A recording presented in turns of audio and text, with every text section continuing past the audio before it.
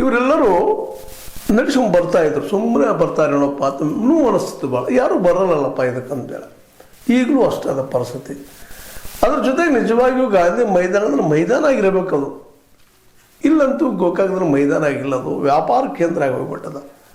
ಹೊರತ ಗಾಂಧೀಜಿಯವರು ವ್ಯಾಪಾರಿ, ಆ ಮತ್ತು ಬೇರೆ ಬನಿಯ ಅವರು.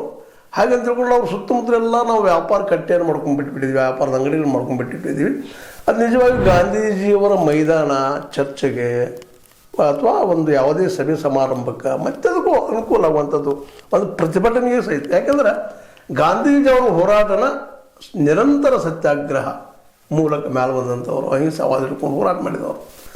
ಅಲ್ಲಿ ನಾವು ಏನೂ ಮಾಡ್ಲಿಕ್ಕೆ ಸಾಧ್ಯ ಇಲ್ಲ. ಇವತ್ತು ನಾವು ಯಾವ ದೊಡ್ಡ ಫಂಕ್ಷನ್ ಮಾಡ್ಲಿಕ್ಕೆ ಸಾಧ್ಯ ಇಲ್ಲ. ಏನೋ ಸರ್ಕಾರ ತಪ್ಪು ಮಾಡಿದ್ದಾರೆ, ಪ್ರತಿಭಟನೆ ಮಾಡಲಿಕ್ಕೂ ಸಾಧ್ಯ ಇಲ್ಲ. ಚಿಕ್ಕದಾಗಿದೆ ಆ ಏರಿಯಾ ಸ್ವಚ್ಛ ಇನ್ನೂ ಅಷ್ಟೇ ಇವಾಗ ಸ್ವಚ್ಛ ಏನೋ ಇವತ್ತು ಮುನ್ಸಿಪಾಲ್ಟಿ ಅಥವಾ ನಮ್ಮ ನಗರಸಭೆ ಮಾಡ್ತಾ ಇದ್ರೆ ಇಲ್ಲ ಅಂತ ಅನ್ನೋದಿಲ್ಲ.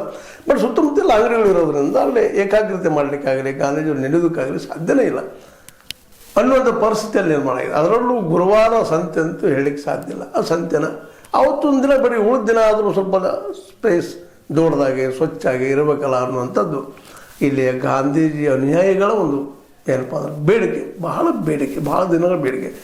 ಇಂಥ ಒಂದು ಈ ಗೋಕಾಕದಲ್ಲಿ ಮಹಾತ್ಮ ಗಾಂಧಿ ಸೇವಾ ಸಮಿತಿ ಗೋಕಾಕದ ಮಾಡ್ಕೊಂಡಿದ್ದರು. ಚುನಲ್ ಬಾಪನವ್ರು ಹೇಳಿದ್ದಲ್ಲಿ ಜಸ್ಟ್ ನಂಬರ್ ಅವ್ರ ಹೆಸರುಗಳನ್ನು ಅವರೇ ಕುಡ್ಕೊಂಡು ಸಮಿತಿ ಮಾಡಿಕೊಂಡ್ರು. ನಿರಂತರ ಗಾಂಧೀಜಿಯ ನೆನಪು ಮಾಡ್ಕೊಳ್ಳೋಂಥ ಪ್ರಸಂಗಗಳು ಮಾಡ್ತಾ ಬಂದರು. ಇದು ಹೆಚ್ಚು ಕಡಿಮೆ 48 ನಂತರ ಅಥವಾ 48-49 ನಿರಂತರ ನಡೀತಾನೆ ಬಂದದ ರೀ.